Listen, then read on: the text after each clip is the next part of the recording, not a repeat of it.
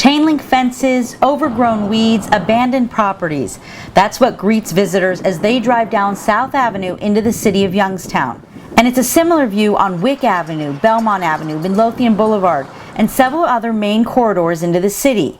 And for John McNally, that's just unacceptable. The candidate for Youngstown mayor says cleaning up the main arteries leading into the city is one of his top priorities.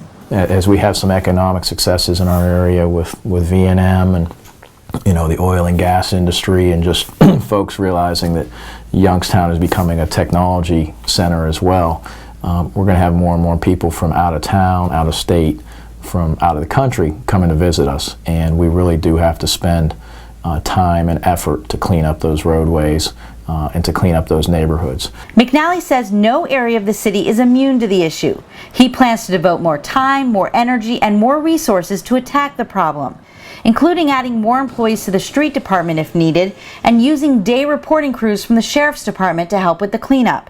He says it's a fight he's not willing to lose. And I think it's going to invite litigation at times. I think it's going to invite some fights about the city taking property or taking steps to improve property that maybe those property owners don't want to be involved in. But if you're going to neglect your property, then the city's going to have to take things into its own hands. So I would expect to be tackling that issue pretty quickly after I become mayor. As far as funding for the massive cleanup project, McNally says the money is there if you look for it. You need to look to Columbus. You also need to look to Washington as well, for additional funding for the commercial improvements. But I do want to take some of the excess revenues that we may have in certain areas and put them into some commercial demolition projects. And that will involve the cooperation of City Council, and that will involve discussions with City Council.